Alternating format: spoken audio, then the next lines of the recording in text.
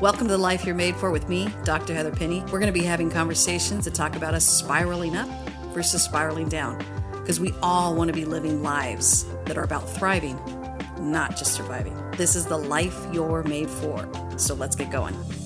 Hello, Christian. It's so good to have you here today. Thank you. I'm glad to be here. Thank you so much. Of course. For our listeners, Christian and I got to meet because she invited me onto her podcast, and we had such a fun time talking about things. We're such huge fans of cheering people on and supporting personal growth and improvement and anything we can do to support their own clarity, confidence, and courage. So we immediately synced up on our messages together and how we want to step out in this world. So I said, well, come on my podcast.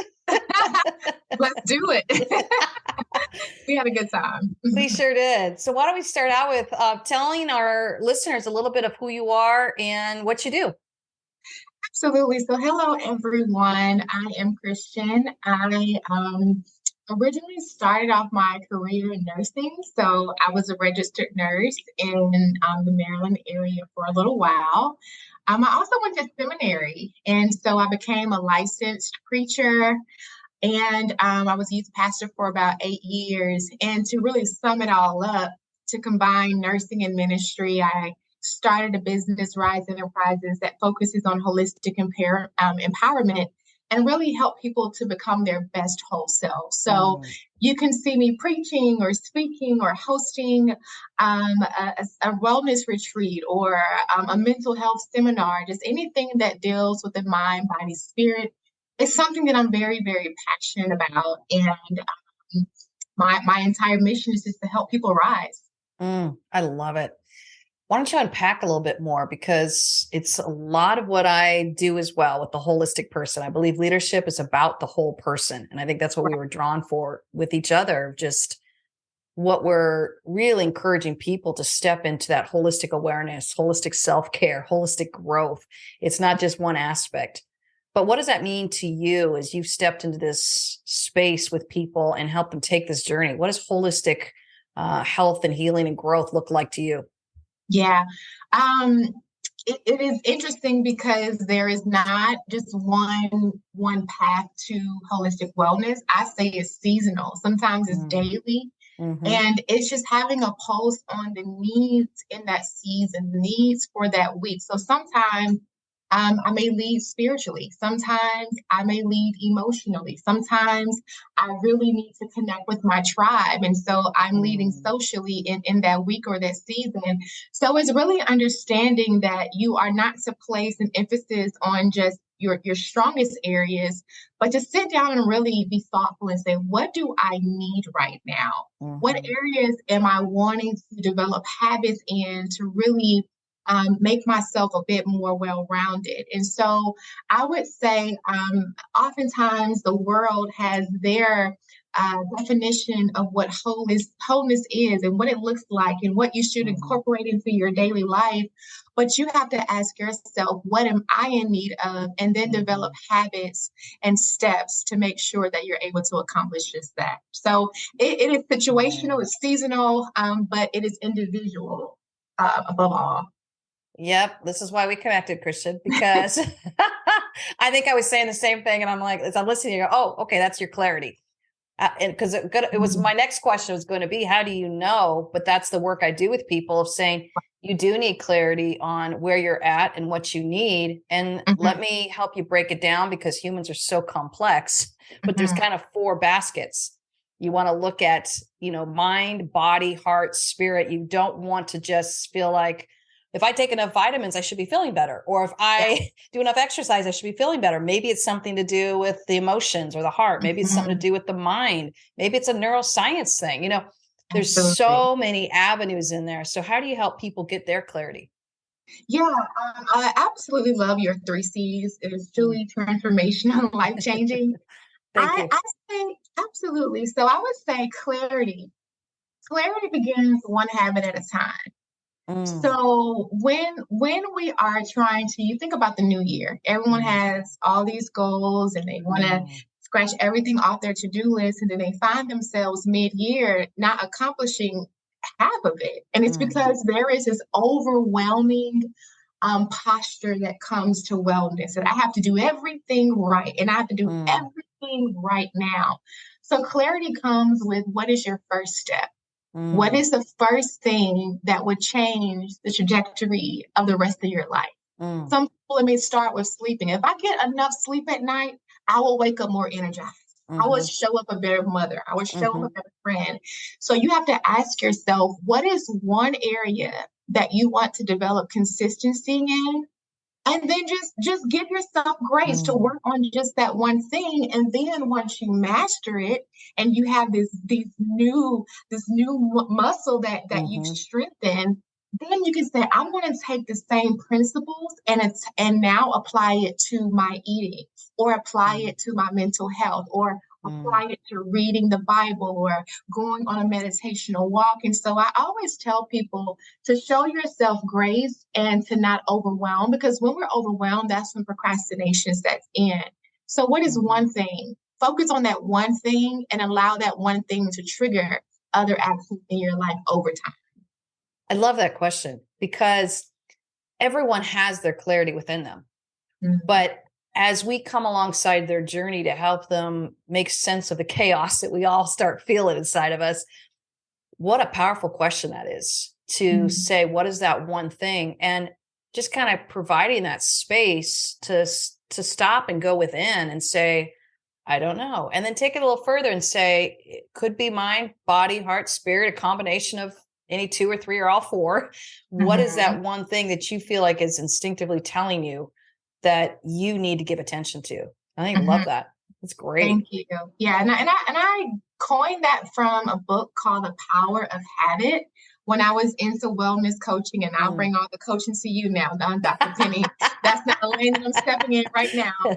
But I did enjoy it while I did it. But when I was in coaching, like, people just, they were not able to accomplish their goals before Hmm. meeting me because they had all these goals and all these dreams and all these Hmm. aspirations. But what the book allowed us to see is through stories of CEOs and coaches Hmm. and parents, they just focused on one thing, and that allowed them to win the Super Bowl. That allowed them to double Hmm. their profit in their companies. And so I really am a stickler to not overwhelm yourself with too much. But that book is called The Power of Habit, and I highly recommend it. Oh, I love that. I love that. And I think, as you're talking, it makes me think of this phone call I had with my son last night, he's his freshman year in college. It's 18 years old. And, it's all the challenges that come with that. Right. And Yeah. I'm listening to him, and it was a bit of an intense conversation because he's grappling with so much, Yeah.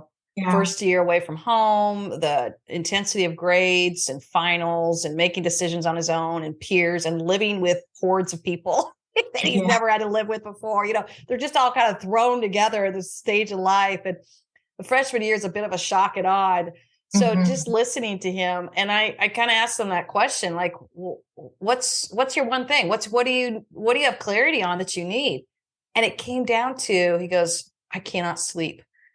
And Wow. I was so glad because I'd heard about French tests and peer stuff and, Mhm. the pressures, but he knew what it was he needed, and he needed to get sleep. And I was like, that's brilliant. So let's start there, son. And then we'll have a conversation tomorrow because I bet you're going to have a lot more clarity. And it Yes. did, it worked, because as we stop and kind of pause and ask people, what's your clarity on what you need right now? What's your one Mhm. thing? It Mhm. always surprises me. And the other thing that's pretty cool, I rarely get, I don't know, I don't know, I don't know. I usually get, well, blank. I need to work on my diet. I need to work on my sleep. I need to focus on doing what Mhm. I say I'm going to do. Yeah. Especially for my entrepreneurs who are trying to start their own companies and businesses, I'm like, yeah, you got to keep your promises to yourself.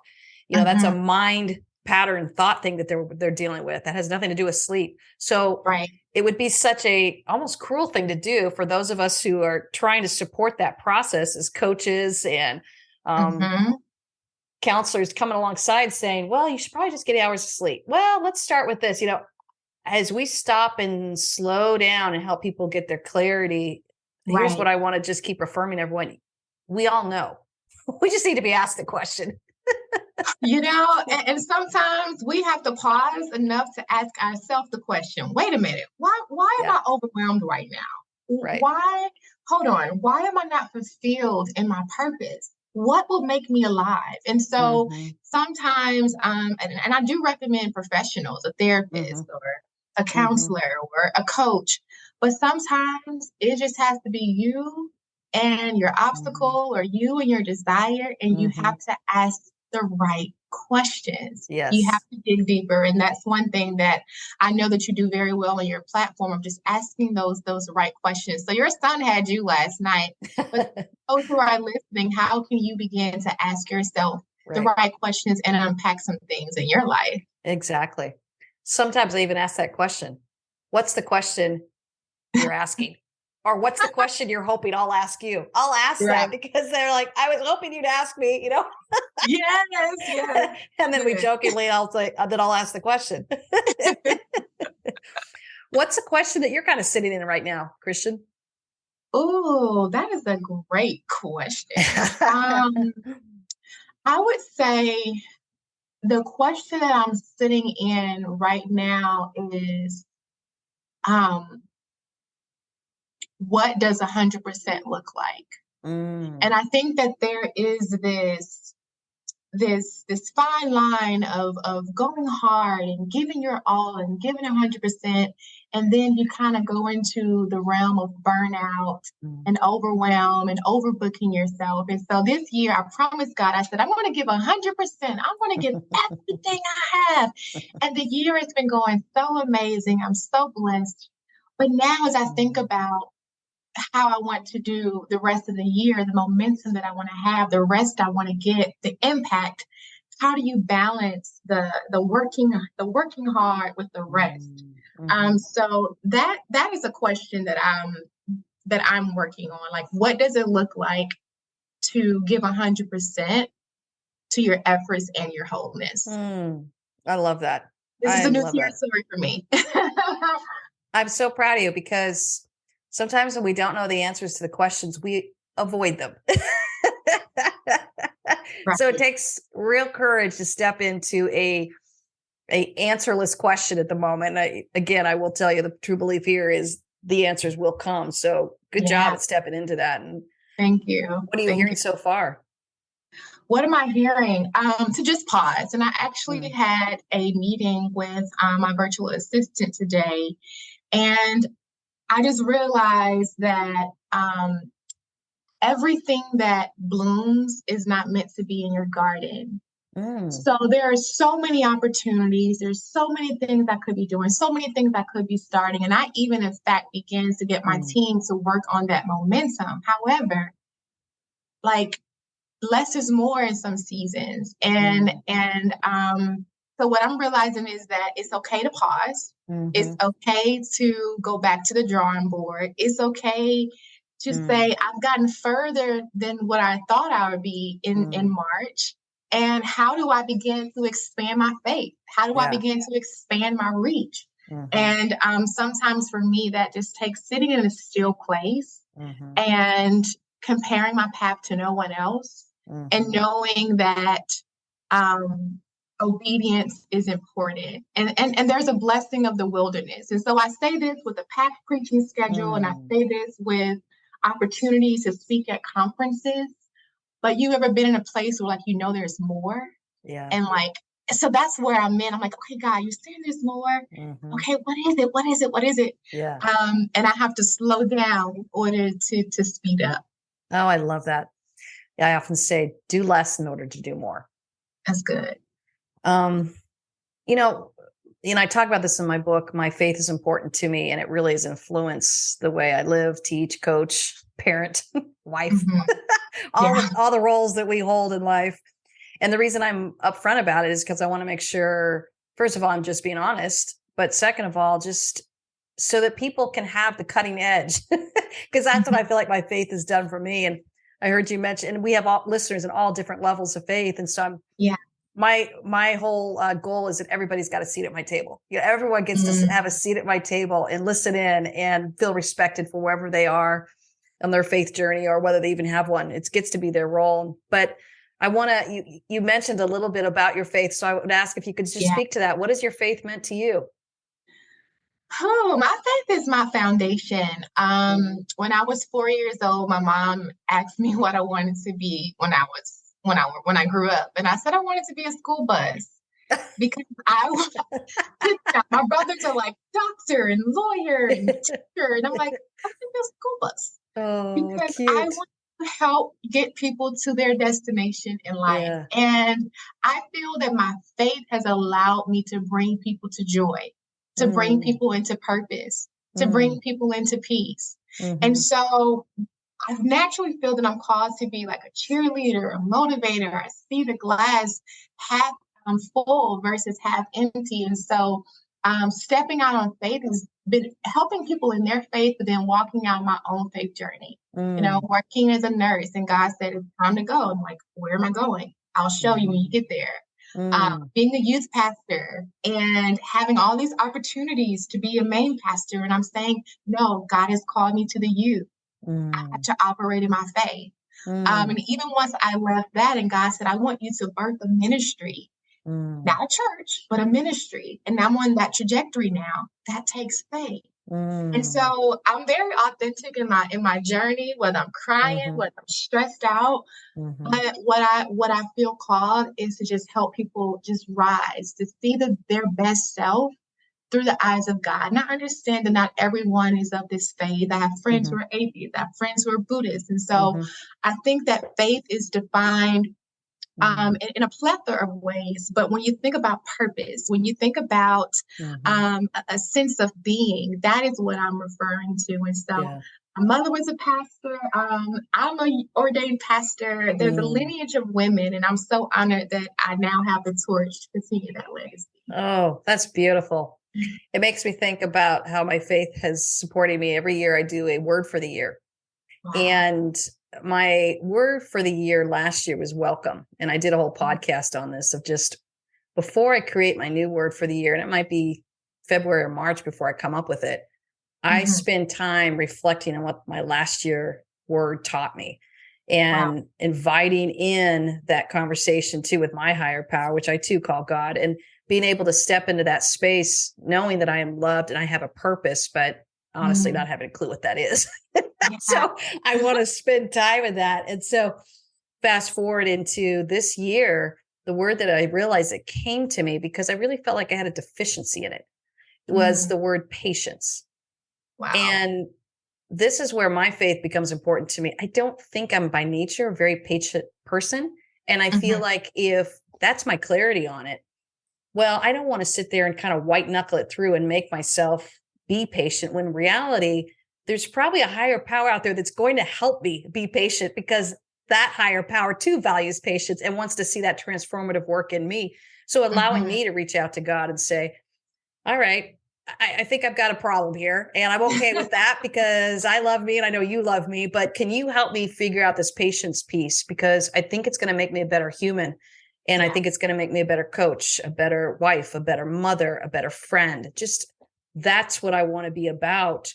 So that's Mhm. why I gently bring it up, but I'm always respectful of, where people are at in their journey. But I feel like that faith is almost like a handle that you can grab onto a little bit. Oh yeah. Yeah, to give Oh you more yeah. clarity, but also realizing I'm not on this planet alone. I've got this Mm. amazing all wisdom, all knowing, all loving Yeah. power that's I get to tap into. Oh yeah. So my clarity, my confidence, my courage is going to exponentially grow. So that's the only reason I talk about it. I always joke, I'm like, I swear, I'm not trying to proselytize to anybody. I just truly believe that this works. And Yes. also in the Yes. vein of the 12-step program of just Mhm. admitting that there's a higher power. What a Mhm. relief that is. It breaks us from our addictions and from the pain that we're all living in this world and just the human predicament. So that's Wow. why I gently bring it up. And I wanted to get your take on it too. But just Mm. for our listeners, wherever you're at in this, just to remind you that you get to reach out for something beyond yourself. Yeah. Yeah. And journeying with community is so important in that journey. And I love how you mentioned that you set a word for the year. Mm, And I think that allows you to intentionally show up and for you to do it like you said February or hmm March. Like that to me shows patience because we Thank you. I know I have to have my word, I have to have my goals, but to say I'm going to give myself grace, and that's the Yeah. same with our faith. We have to give ourselves grace. We have Yeah. to take our time, and I always say like my faith is like this strategy, this strategy that I'm going to get to tap into. Yeah. And it's truly a secret weapon. So before I go to coaches, before I go to my therapist, before I go to my husband, there is this plethora and this well of knowledge and encouragement from. So thank you for sharing that you also have. Oh, yes. Yes. Journey. Yeah. And I believe it's, as the topic today is holistic wellness. That's why I gently want to weave it in. Yeah. Because I don't want anyone to ever feel like they're alone or they've got to figure out by themselves. We know we're broke. We know we're hurting. We know the broken pieces within us that aren't working. And as we get to, you brought up a little earlier, as we kind of get to sit a little bit more in stillness, this is what I encourage people to do. And this is what I call the time under the stars. You'll hear that voice on the wind that says, maybe patience is going to help you move into your next level of life. And I thought, what a relief that is to realize I don't have to push things forward, that I actually get to ask a new and better question, which is, what's the most patient response for this? And honestly, Christian, that's a new question for me to ask because it's usually more of like, what's the speediest response? What's the highest productive result-oriented response, right? That's the society we live in. Everything is fast-paced. So we are caught in that cycle and we have to break it at times. Yes. So I want to pivot over to this idea of obstacles and challenges. You briefly touched on it, but what are some common obstacles you see that is really preventing people to get their clarity around holistic wellness and what they need for their own life? Yeah. So I would first start by saying ignoring your engine light. I believe that your body is your vessel. It is your vehicle towards whatever you are trying to achieve in life. And so when you have that pain or when you have that emotion or when there is fatigue, then you have to say, okay, there's something happening in my body. And oftentimes, because we live in a society where it's go, go, go, and what's next, we avoid seeking answers to those engine lights. So I would just say, just be in tune with your body, be in tune with your mind, your soul, your spirit. For instance, like I had begun to have hair shedding about a couple months ago, and I'm like, oh, this is abnormal. Went to a dermatologist and discovered that I had a hormonal imbalance. Well, wow. One thing led to another, but I listened to my body. So I would say that's one thing. And giving honor to your son, another thing that we really, really, really neglect is our sleep.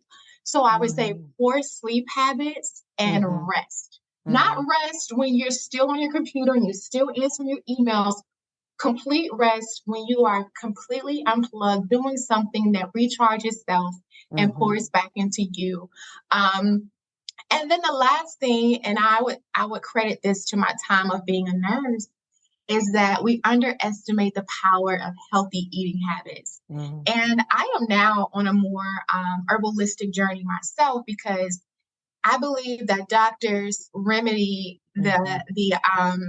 they remedy I say this all the time, and of course it's going blank, but they remedy these symptoms. And I'm learning now on my herbalistic journey is that it gets to the root of it. So instead of being on a lot of medications, and if you have to be on it, that's okay. But how can you begin to incorporate the nutrients, the vitamins, the healing from the food that you eat? So I've studied a lot of people with cancer and how food changes their cells and their blood and their energy and their mindset. So I think that those three things, looking at your engine light, making sure that you are getting rest and paying attention to your eating habits really can change the trajectory of your life, your week, and your legacy. I love that. And I think as we kind of take this idea a little further, I'm going to add, invite in people that are helping you ask those questions. How's your engine light? How's your sleep going? How's your eating habits going? Versus what medication do you want to take next? How do we want to just give a temporary fix to a deeper systemic issue? I've learned either the friends or the voices or the paid professionals that I invite into my life, I'm paying very close attention to their question. And if we're looking at the body side, the physical side, I'm listening to them saying, are you helping me get to the root cause? Or are you just trying to give me a Band-Aid? Yeah. Because I get to just walk away from that conversation. And I don't think a lot of people give themselves the permission to have that clarity on who they're partnering with. Right. Are they helping you ask better questions, or are they just giving you a temporary fix? Right. And because I believe it's dating, it's a relationship. So I am checking you out, you're checking me out. And if it's not a right fit, what do we do when we're dating? We say, okay, thank you so much for your time. It's been great. I am going to move on. So whether it be a doctor, whether it's a nurse, whether it is a therapist, I've had several. You can say that one, either it's not a good fit or I've outgrown the services. Yes. This was great in this season of my life. Your advice was wonderful in this season of my life, but I've evolved and I need my professional help to evolve as well. So, no hard feelings, but again, being in tune with self, your environment and your needs, asking the right questions, then you can begin to put the right people in place. And I love that. And I think we get to be transparent about that. It's making me think of a situation I had last year, because the health journey can be so overwhelming and complex. Yeah, absolutely. And I had a naturopathic doctor, I had a DO, and I basically just said, I need you all to get along. This is very real. What a concept, right? And the cool thing is none of them had egos. They wanted to really serve me. And I knew I had great people in my life, but I was dealing with severe digestion. And the digestion, anyone out there, my listeners, I have so much empathy for you if you're dealing with any kind of digestion, because the issues around that are just so multifaceted, and it's not easy to figure out that answer. And sure enough, I had some viruses. I had a bacterial infection. I had C. diff. I couldn't keep food down. And I was like, I don't have time to deal with people's egos here. I don't have time to deal with, I'm like in a desperate strait here, and everything's on the table. So here's what my naturopathic doctor is teaching me. Yeah. And then I would take what my MD was teaching me. And the cool thing is they both were right. Wow. So I got on antibiotics. My naturopathic doctor said, yes, I'll support you. Because I was like, I need a quick fix because I feel like I'm dying. Sure enough, it was an infection. Thank God for the antibiotics. Yeah. And then her saying, yes, take them. Now I'll help you then replenish your gut. And then the MD saying, okay, she's giving you these herbal supplements. Yes, that's probably going to help, but it sounds like an infection. So let's start with the antibiotics and then you can pick up with that. And it was such a gift to me instead of this competition with one another. I love that. And so I'm encouraging all my listeners out there, you get to be in the driver's seat of what holistic health looks like, mind, body, heart, and spirit. Same thing with counselors, coaches. I need you all to get along. I'm meeting with a coach, a counselor, and a spiritual director. And I am going to be transparent about what I'm hearing. And the cool thing is, if it's such a cool litmus test for testing to see if people really want to be on your team or if they want to compete for your services. And I'm so blessed with so many great people that come alongside me. So then I say, hey, this is what my coach was telling me. What do you think? This is what my spiritual director is telling me. What do you think? I lead with that transparency of unapologetically. I have a committee of advisors around me. I love it. And you know what? You are your greatest advocate. So sometimes when I go to the doctor and they ask me about my blood levels and I can recite or regurgitate, they're like, wow, this is impressive. But I want everyone to know what is happening in their wellness, whether it's financial. So if you're going to meet with the financial advisors, know your money. My husband is a financial advisor and he meets with so many people and he said, okay, how much do you make? Oh, I don't know. How much do you bring home every 2 weeks? I don't know. Right. People of abundance. I don't know. Right. Okay. Well, how much is your rent? It's auto drafted. I don't know. You have to be the advocate of your finances, of your health. of your spirituality, of your wellness. And so you really have to do the work. If your doctor, your herbalist is giving you something, research it. What are you taking? And then bring them all to the table. But you're the leader of that table. You are orchestrating the orchestra. Yes. And you have to do your due diligence and not just take things for face value, but to say, okay, I'm empowered. I'm my greatest advocate. And I'm going to make sure that everyone is on one accord because this is my body and I only have one. Exactly. Yeah. This is my body. This is my life path. This is where I'm trying to get to. You know, I encourage people that you don't ever want to hand over your power in the mind area, the body area, the heart area, and the spirit area. You know, it doesn't matter if you're going to a church. Stop and ask the critical thinking questions. Don't check your critical thinking at the door is what I often tell people.